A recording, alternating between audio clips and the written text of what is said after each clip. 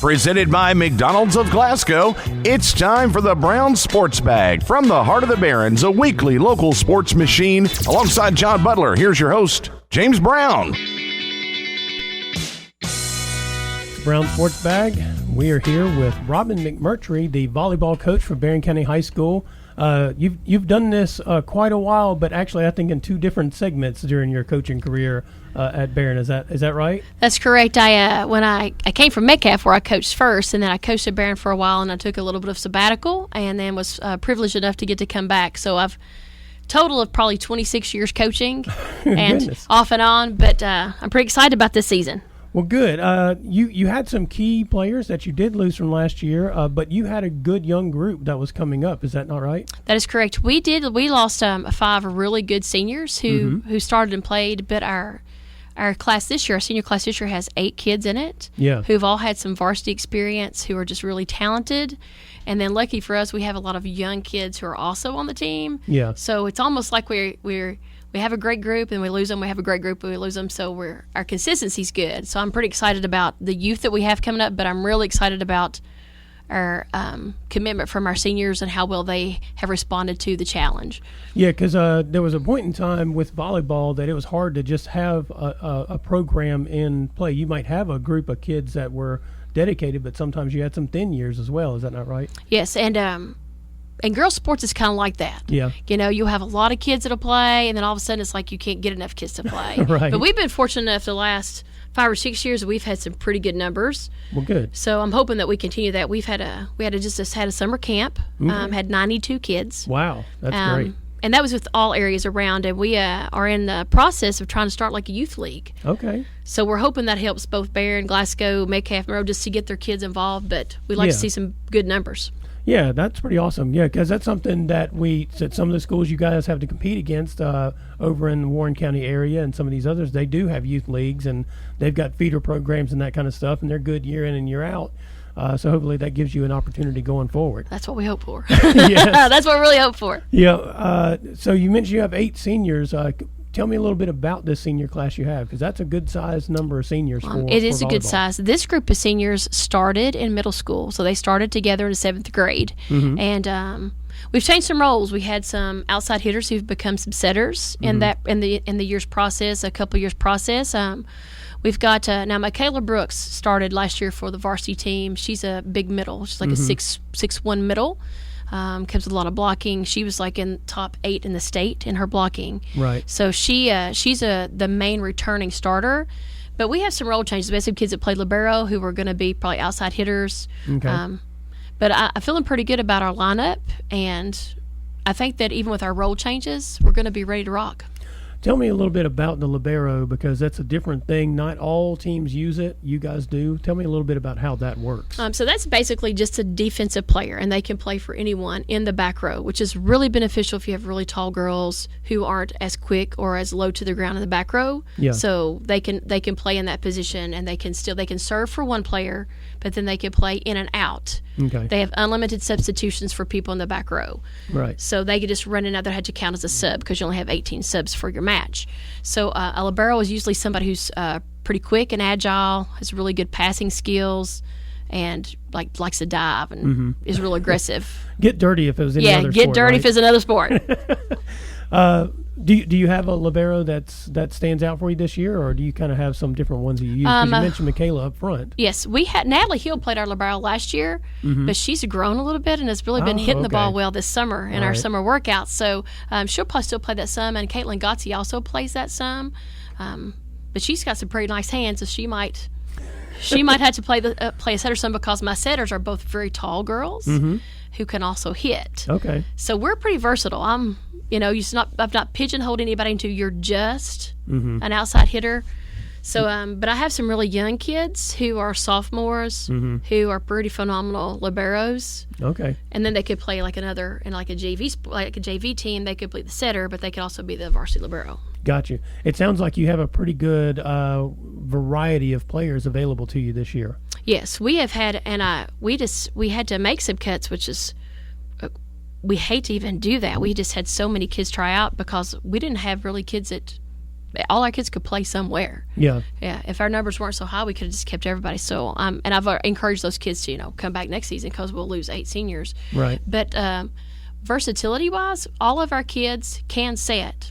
All of our kids can hit. So we don't just have any kids that I would say this is the only place you can play. Right. They've worked so hard that they can play all places on the floor. Oh, that's good.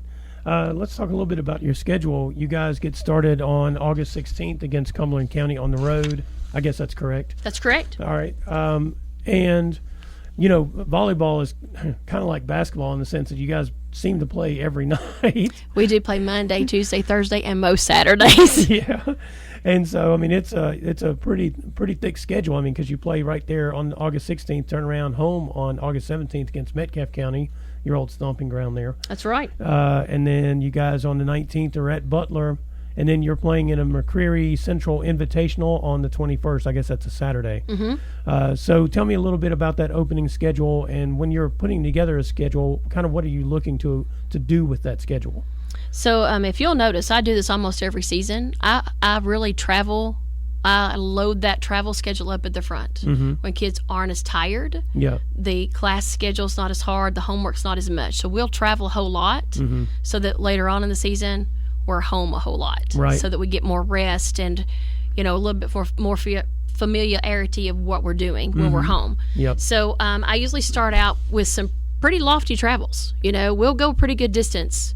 Okay. While we're fresh and not tired. So Cumberland they're a fairly new team. They haven't had a team for very long.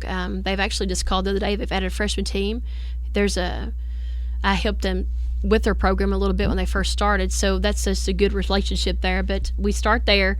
I normally don't even play home the first 2 weeks. Right. So that was I said, you know what, I'll give us a home match to get some crowd interest. I hope we get some crowd interest there. Yeah, because there's no restrictions this year, so hopefully the crowd got energized and they're ready to come out and watch you guys play. Yes, we're so glad for no restrictions. No, I bet.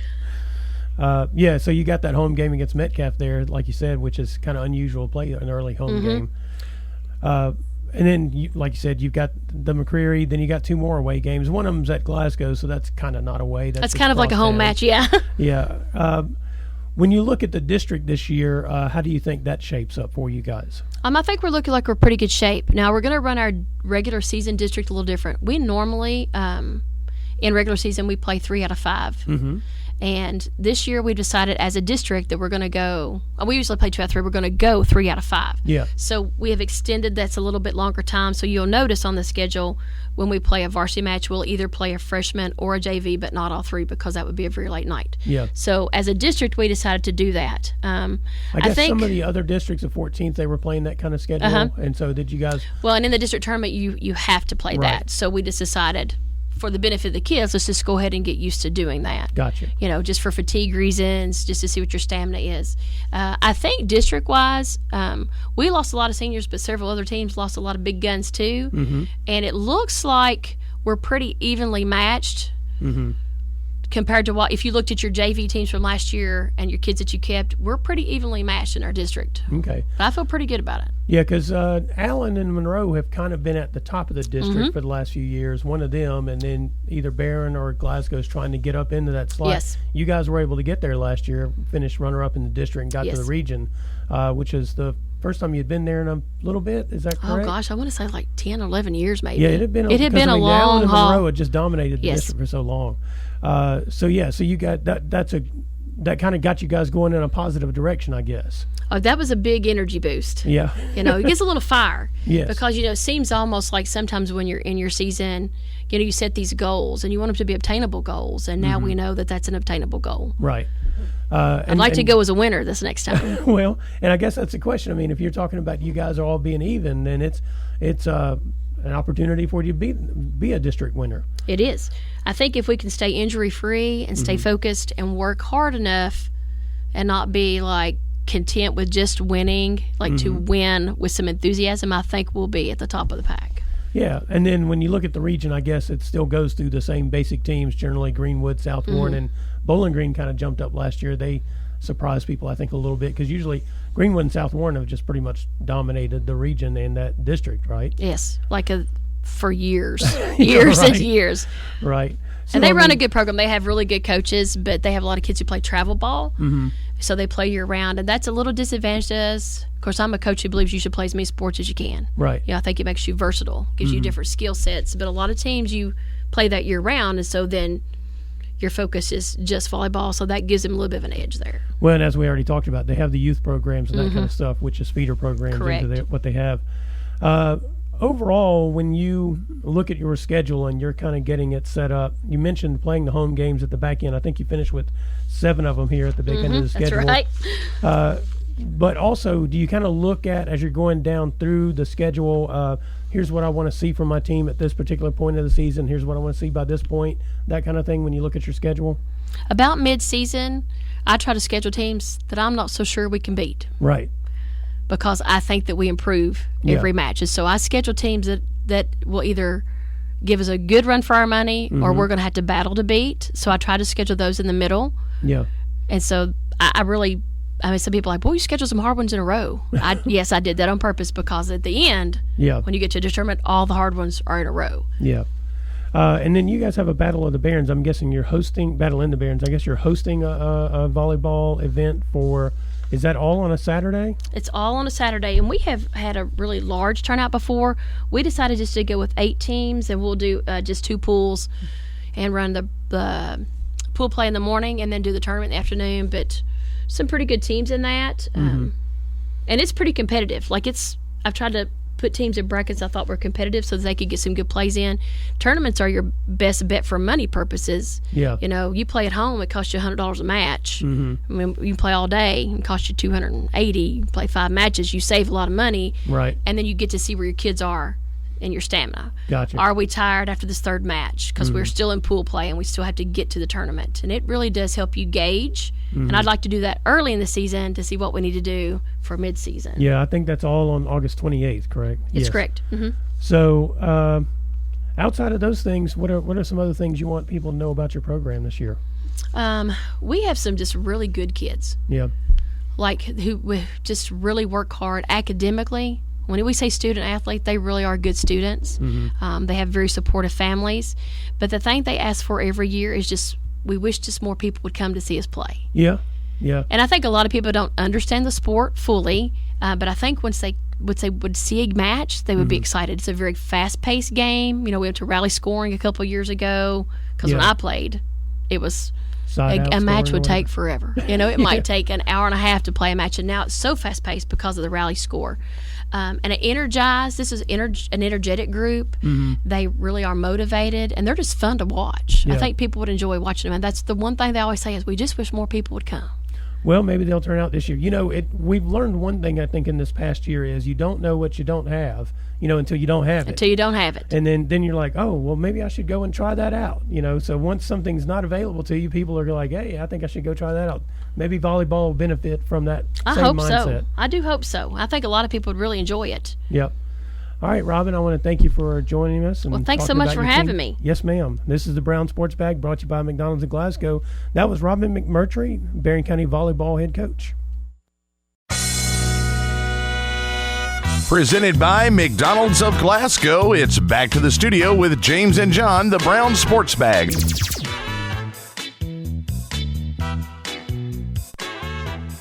We are here on the Brown Sports Bag today. I am joined by Glasgow volleyball coach in her 3rd year, Caitlin Rigdon. Thank you for joining us today, Coach. Thank you for having me. You're welcome.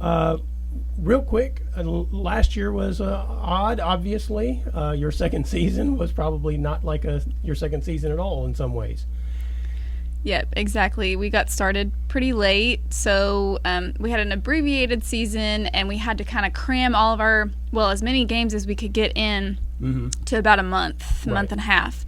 So that was kind of crazy and chaotic. It ended up being okay, all in all, all things considered. Of course, all the COVID restrictions considered, everything went pretty smoothly. I feel like everything was handled well as far as, protocols and safety and everything for the girls and for the people who came to watch the game. So on the whole, I feel like it was the best situation possible. And I feel like we kind of took it all in stride, and the kids did too. But one of the questions I have for you is, in terms of like building a program, is that kind of a missed year, or did you actually get some things out of it for some of your younger players that'll be coming back? I think for the younger players coming back, because we obviously it was a missed year. We had a good, strong senior group last year, so that was definitely a loss for them. They didn't get as many games in. I just didn't. So that was definitely kind of hurt them. They were able to have the back half of their season, so like they got their senior night and things like that. Yeah. But still, the extension, the full season, they kind of were lacking. It was good in a lot of ways because it gave us more time to practice. So that was positive, and especially like you're saying, for the younger players who were still like very beginning skill based, we're doing lots of like just very drill like things to get their consistency and like ball control improving. So I think it benefited them, and we're seeing that now, especially for the freshman group we had last year. We have kind of a bigger group of freshmen. Okay. So they're going to kind of end up stepping up and having a more vital role this year for us, both on JV and varsity teams, as we have smaller upperclassmen. We have smaller junior and senior groups this year. Gotcha. So it's been a positive as far as like helping us in the future of our program, and it also was a negative for that senior group for sure. Yeah. Now, you have some experience playing volleyball at some high level. I mean, Mercy is where you played in high school, one of the top programs in the state, as I recall, year in and year out. So you kind of know, and then you played at Campbellsville, so you know what high-level volleyball looks like. And I guess that means that you probably have an idea of how you get there as well as a program. What are some of the things with that knowledge that you try to instill in your players to help them develop probably where you want them to be? Just to me, the way you get really good at volleyball, just like any sport, is just constant practice and lots of repetitions. So we try to do that as much as possible, especially throughout the whole summer, like high reps and just really getting their ball control as close to where we can possibly get it in a short period of time as possible. The volleyball season's pretty short. The spring opportunities it's pretty short, so we kind of have to cram everything in. Unfortunately, we have a challenge here in a small town that we live in. We don't really have club volleyball here. Right. So Bowling Green schools, they have that opportunity. Those kids are playing volleyball all year long. That is their main sport. So they're going to have a leg up on the smaller schools around this area, especially like our district. Like Allen County is starting. They're close to Bowling Green, so they pull a lot of kids to play club. Yeah. So they're going to consistently be a stronger program because those kids are playing all year round. In Glasgow, we don't have any kids playing club volleyball. So we are trying to cram in all of the skills that they would be getting club volleyball in a quarter of the amount of time. That's a challenge. The other issue, I think, as far as like building a successful program long term that we have, is that at the middle school level, volleyball is played here in the spring. Yeah. And Bowling Green, volleyball is played in the fall in middle school. Right. So we have middle school softball in the fall as opposed to middle school softball in the spring. So I feel like we potentially lose some athletes to softball because of that situation. Like some of the middle schoolers that might come play for us, 8th graders, 7th graders that might decide to come play up in high school, don't, because they have to compete with that softball schedule. Gotcha. And I understand that. That's totally fine. But that's an obstacle that I think the small towns like Barren, or the small, not small schools, Barren's a big school, but this specific area, Metcalf, Barren, overall, I guess. Yes, small community. We're gonna have, I guess, not as strong a volleyball here because of that. I guess that means that you kind of rely on players that will play multiple sports to come and play volleyball, especially if they're better athletes and that kind of thing. Oh, yeah. We've had several basketball players, and a lot of the footwork with basketball and volleyball is pretty similar. The timing is different. Like when, they're in basketball, they're taught to go after the ball at the highest point. In volleyball, you have to wait for it.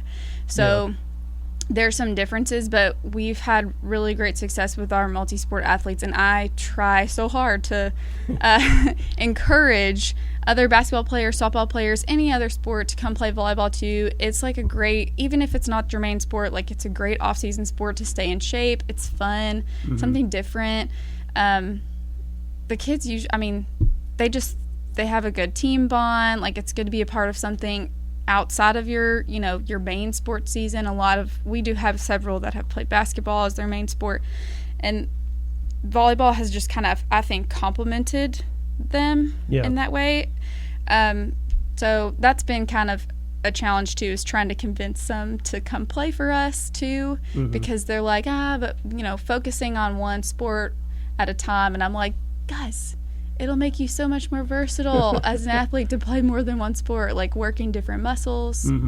So we work on that. But and one of the things that I think happens sometimes in sports is somebody at a young age focuses on one, and it turns out they may be better at something else. And sometimes that may be volleyball. Yeah, it might be something you didn't expect. Like, I did that. I got into volleyball very unexpectedly. Is that right? And it just turned out great.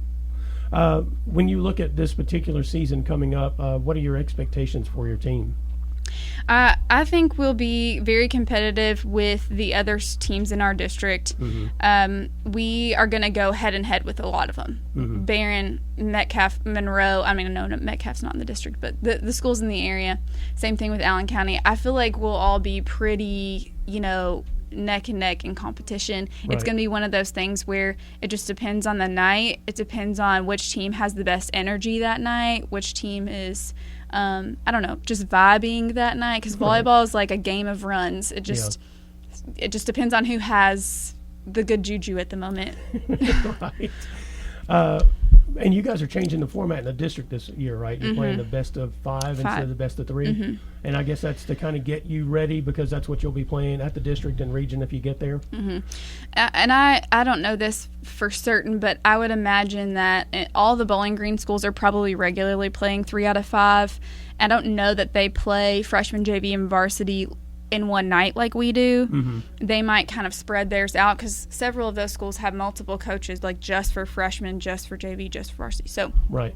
And I know that's how it is in like the Louisville area anyways. So we want in the district the girls to get used to playing 3 out of 5, because it's a very much more just endurance based game. 2 out of 3 games go so quick. I mean, they're done in 45 minutes, where a 3 out of 5 game could go an hour and a half, depending how long the rallies last. Right. So just getting them ready conditioning-wise for a long match. It also is like a mental toughness issue when you're not used to playing that long, and then you go to district, and all of a sudden you've got to play 3 out of 5. Yeah. So I think it's a good move. And then I know that we're to kind of offset the length of the night, because if we played 3 out of 5 freshman JV varsity, it would be long nights. Yeah. So I think to offset that, we are going to do varsity and either JV or freshman and alternate. Gotcha. So it might kind of, just those games, just the district games, it might kind of, I guess, give a little bit less opportunity to the freshman and JV teams, because they wouldn't play depending on. But I think overall it's really not that. It's really more of a benefit. Right. Who are some of the players on your team? You mentioned you lost a good number of seniors from last year. I believe most of them were on the front line for you, if I remember correctly. But who are some players that you have coming back that you're looking for to improve and maybe pick up this season? We have Lainey Bishop has been a strong passer for us since she was a freshman, really. So she's going to be a junior. We also have some seniors that haven't gotten as much opportunity in the past that are going to get more opportunity now. Mariana Bradley is one. She started last year and really has very little volleyball experience, but she's just a natural athlete. And she can jump out the gym. Players, yeah, she can jump. So she's going to get more opportunity. Kennedy Parker as well, like in the passing side. Catherine Harden will be a junior. She has really just completely worked herself to death this summer, and she has just like really a well-rounded game. Like we could really put her in anywhere and she'd do fine. So right now the challenge is just trying to figure out like where all of these puzzle pieces fit as we get started.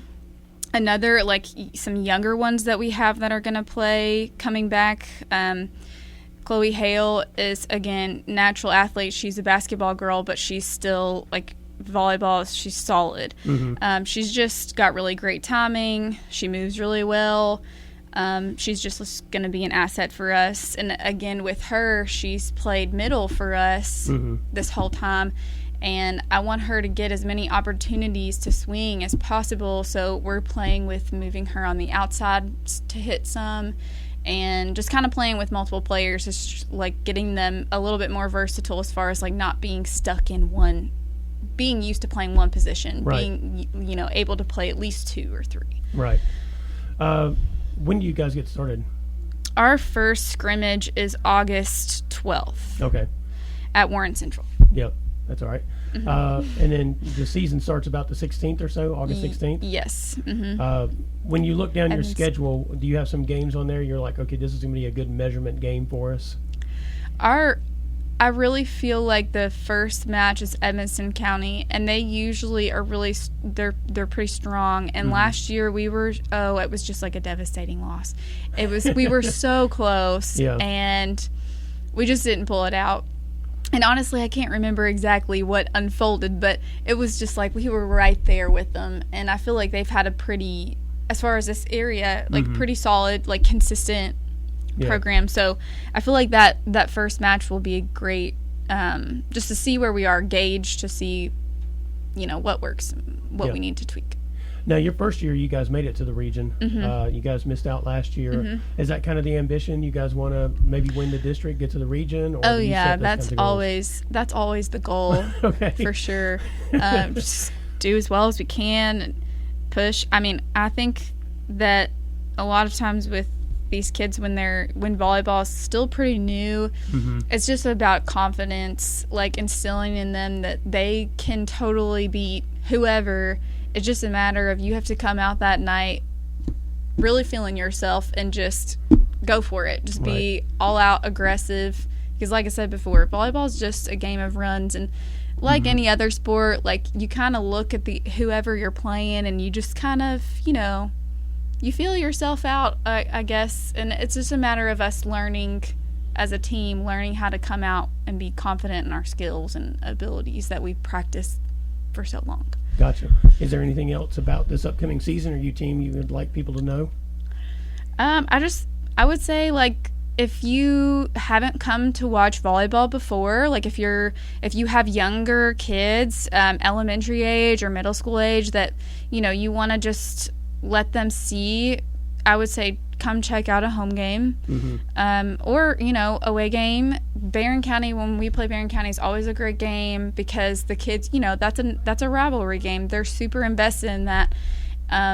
If you just want your child to be, you know, well-rounded and experience diversity in sports, like bring them to a game, let them see if they like it. That's my thing. We got to get more younger ones to want to come play. Gotcha. So. All right, Coach Rigdon, thank you for joining us. Yeah, thank you. This is the Brown Sports Bag, brought to you by McDonald's of Glasgow. We'll be right back. Presented by McDonald's of Glasgow, it's back to the studio with James and John, the Brown Sports Bag.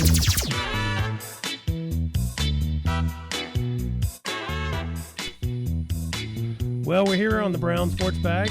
John Butler and I, we've listened to a couple of interviews with volleyball coaches. The volleyball season gets started next week. But, you know, the real sports seasons, they've already begun for the fall. The golf season began on August 31st and played opening Friday there. Both Barren County and Glasgow's boys and girls played in tournaments. And then they filled up that first week with a bunch of tournaments, John.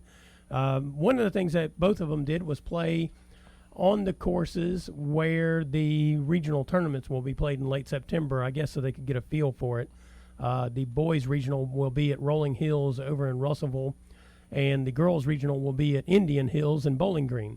So they're going to be at a bunch of hills. Yeah, smart. I mean, Yeah. it's smart to play where the regional tournament's going to be. Often, the more times you can play at the course where, the tournament, the main tournament's going to be, it's what you probably need to do, at least get used to, the greens and how the course shapes up. Makes sense. Yeah. And both of those events were called Soki Shootout, so that was kind of interesting. They were kind of basically called the same thing.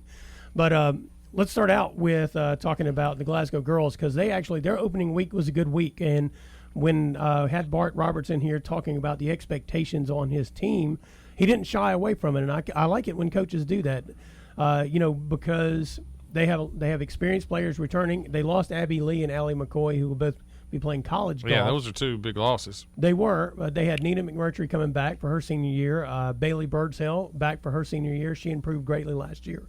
Got off to a good start this year. Lena Harlow back for her senior year. And Grayson Flatt back for her senior year. And then Ava Grace Towle came back to play for her senior year. They have 5 seniors, John. And that didn't dawn on me until I was out there the other day. Yeah, you don't see that a lot, to be honest with you. The Barren County girls a couple years ago, when they won the region, were senior dominated. Yes. So that's always an advantage, and they've gotten off to a good start. They've won 3 of the first 5 tournaments, and good tournaments too. Yeah. Not little rinky-dink tournaments. Right. I'm talking about good tournaments with 10 or more teams. Mm-hmm. And they've got the look of a team that has a really, really strong chance of winning a region. Mm-hmm. Because they have a couple of girls in the 70s, Yeah. and at times I think probably low 70s, Mm-hmm. and then their 3 and 4s are in the 80s, sometimes low 90s, and that's oftentimes you win regions oftentimes with more consistent steady play than saying having one great golfer and everybody Right. else is in the hundreds. That normally doesn't win things. Yeah, and you mentioned the low 70s. Nina McMurtrey shot her career best. I think it was actually wasn't her career best. It was her best at her home course. It was a 72 on Thursday in the Lady Scotty's Invitational.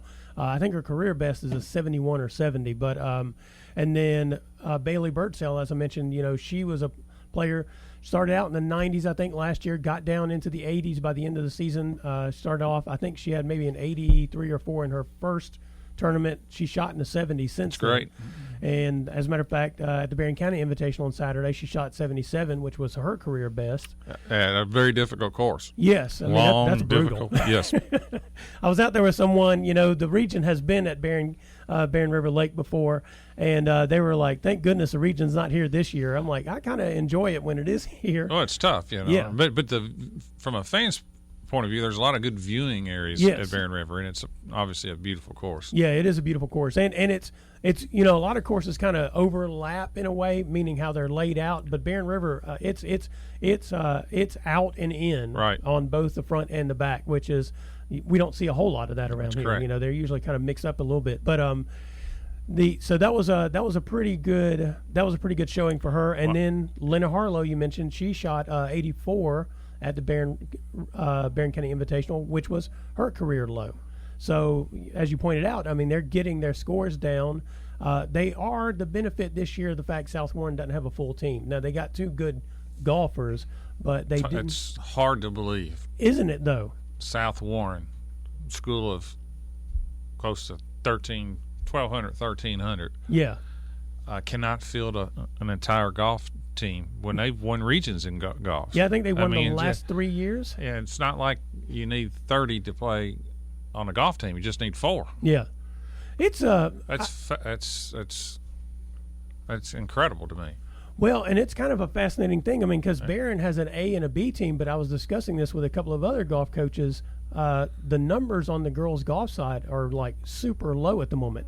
And they pointed out to me that Sacred Heart only has 4 golfers. Now, they're 4 real good golfers. Right. But they don't have a secondary team. They don't even have a 5th golfer, Sacred Heart. Yeah. I mean, it's kind of amazing. That's strange because I'm trying to think how could South Warren, because they're 3 country clubs in Bowling Green, plus a public course, more than one public course, actually 2 or 3. And golf has been pretty strong in the Bowling Green area. That's really strange. Yeah, and so Glasgow is primed to be. They're probably the favorite, wouldn't you guys? Right now, if it comes out right now, they'd be the favorite. I think they were the favorite. Back to that conversation with Bart Roberts, not shirking, away from that expectation of the team. I mean, that's part of the deal, is that a couple of the general primary contenders are down this year. Right. And Glasgow has 5 seniors, and they are all playing well. So it's not just that it's down, it's that the field is potentially open for them as a team. And Barren could be the second best team in the region. Just we'll have to see.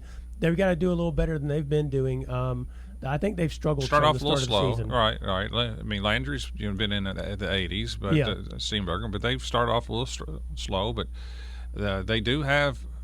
They're not going to have a trouble fielding the team. True. Yes, they have the players. And you would like to think that over the next month or so, they would, those scores would start to lower down and so forth. So it is surprising, the South Warren deal and Sacred Heart. Now, this is not a sport that you just go get somebody out of the hall and give them, right. 6 clubs and go, hey, we need you to play golf. Right. I mean, this is more of a lifestyle, maybe. It's more than just let's go find some girls and whatever. I mean, if you don't have them at the start of the year, you're not going to have them.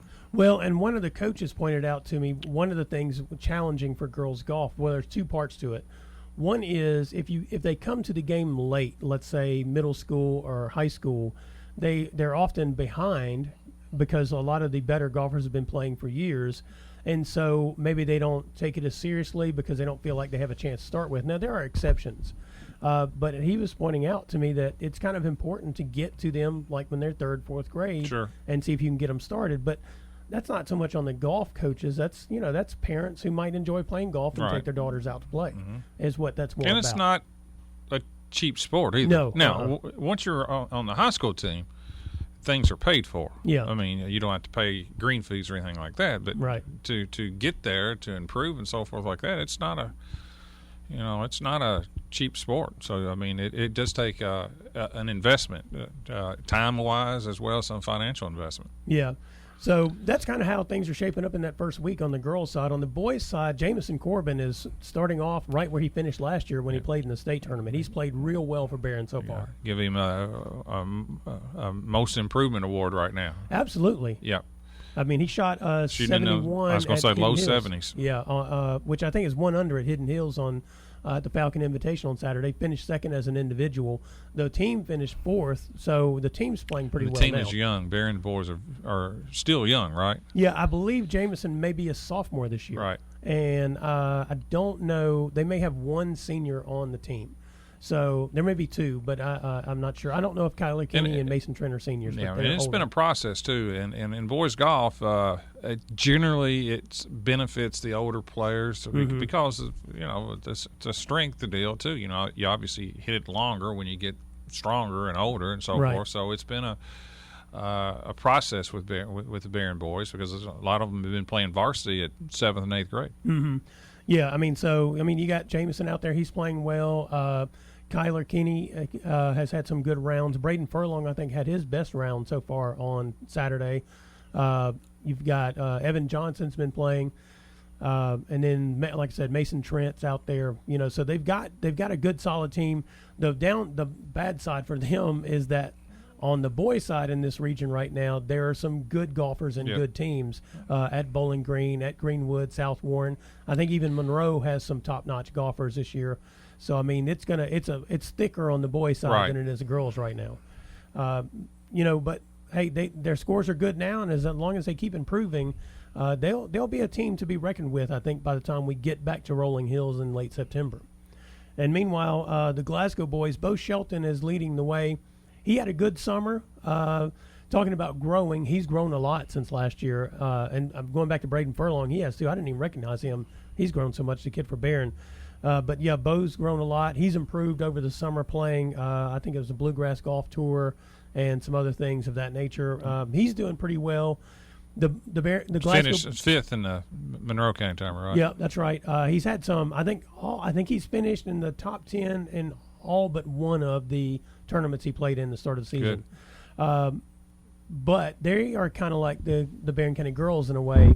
They've got some folks who can probably get their rounds down. They're just not quite there at this point of the season. So, it'll be interesting to see how it goes for them. And this week... It's a short season, too, now. Yeah. I mean, but they have time. They'll get a lot of matches and opportunities in this next, 6 weeks? Yeah. And this week, I think Barren goes back to school on Wednesday. Right. And then Glasgow goes back to school next week. So they're transitioning over to more match play against other teams. 9 holes during the week. Yeah. If you want to play 18 to be on the weekend, those tournaments, yeah. So I think they're all still doing the weekend tournaments probably the next 2 or 3 weeks from what I saw on the schedules. You can look at 104thescore.com and find the golf schedules on there. Good. Schedules in the menu. Just click on it and go through all the schedules we have on there. So anyway, they're going to be transitioning to more of the match play this week, and I guess that kind of helps a couple of things. One is if you've got some younger golfers, you can bring them out there. It's a competitive situation, but it's not competitive in the same way the tournaments are, which are also somewhat grueling. And so they can come out there and get in some work, and playing against other people and that kind of stuff, and work on their game, I guess, more is what I'm thinking of, versus worrying about the competition side of it. So anyway, that's kind of how that's shaping up, and it's looking pretty good so far for several of our area golfers. Well, you've been out there. You've seen a lot of these tournaments and so forth, and again, you're doing a great job with the pictures and everything online. I've been watching, looking at all that. They're really good. And golf makes good photos too. Oh yeah. And even not just the photos, there's videos as well. Yeah, and you mentioned the sight lines and that kind of stuff out of Barren River Lake. I mean, I don't play golf, but I have preference in terms of where golf tournaments are played because there are some just beautiful backgrounds and settings. And Barren River Lake is one. Sure it is. Sure. Glasgow's got a great hole. I think it's number 7. I really like that one a lot. The par 3, they hit over over the water, or is that the? No, that one's pretty good too. Yeah. That's 11, I think. No, 7 is it dog legs around and comes back and is next to it overlooks Veterans Outer Loop out there. Okay. And so it's just a great sky in the background. It's beautiful, and people stand up there and makes it look like they're like just up in the air. Right.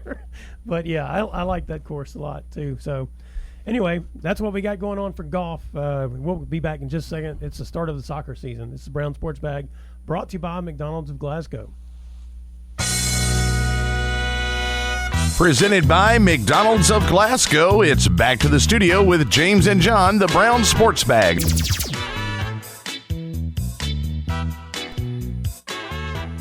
We are back here on the Brown Sports Bag with James Brown and John Butler.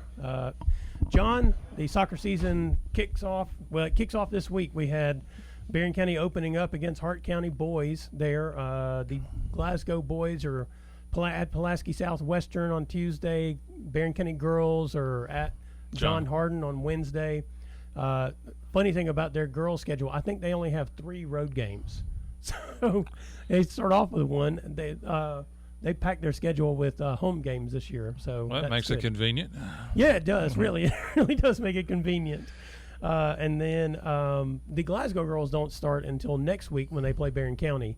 They have a bit of a thin schedule this year. He has a bit of a thin team numbers-wise at the high school level. So, so that's, I guess he's kind of... Tough opener.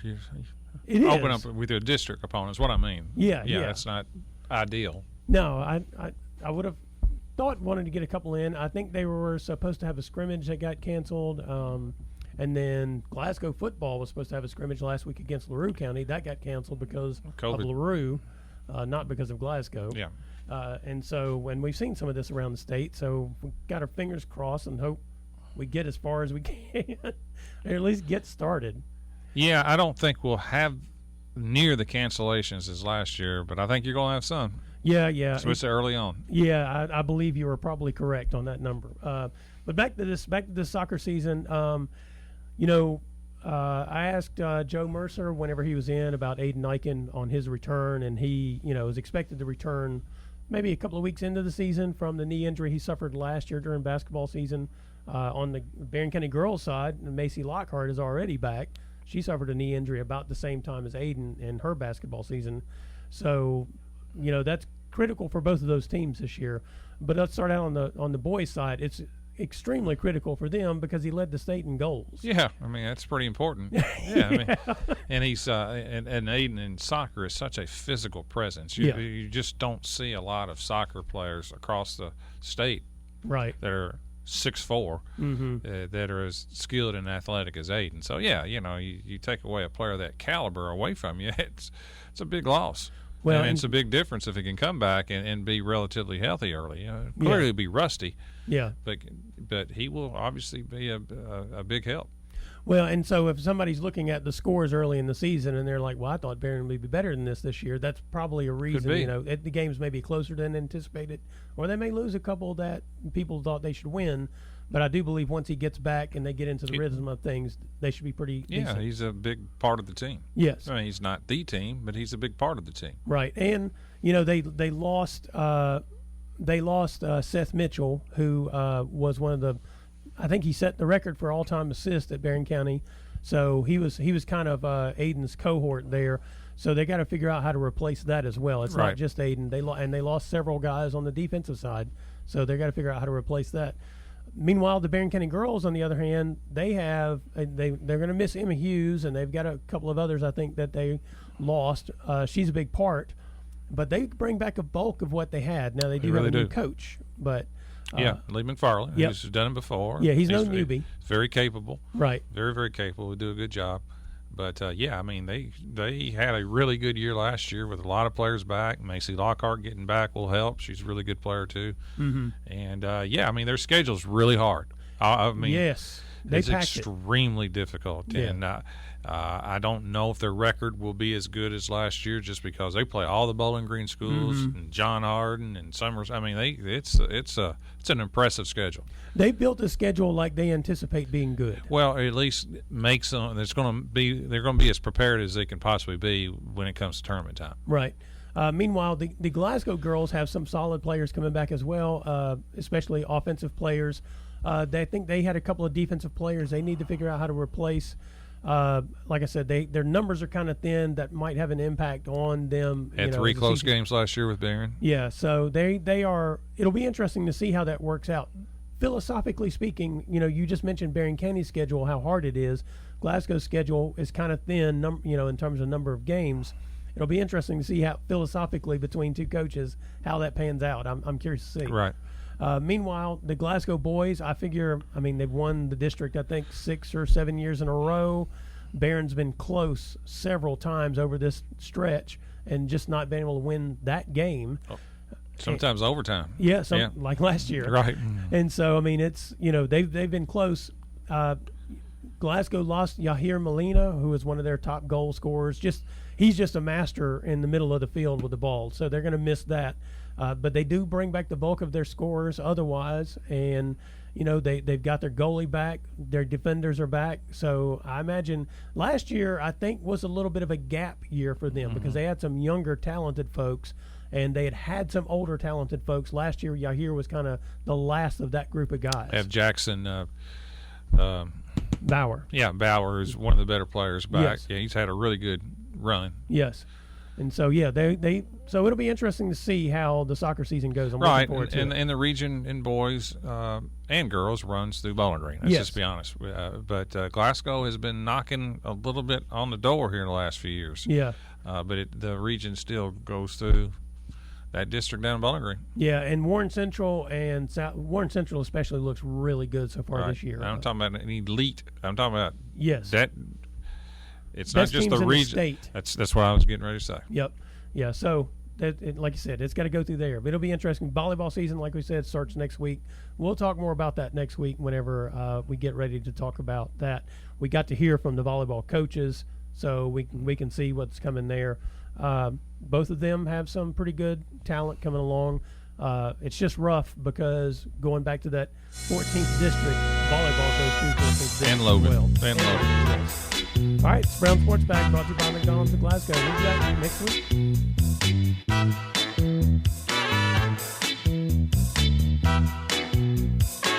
Thanks for listening, and be sure and join James and John once again next Monday at 4 for the Brown Sports Bag, a local weekly sports machine presented by McDonald's of Glasgow. Coming soon to your FM dial, this is Fox Sports Radio, WCDS Glasgow, AM 1230.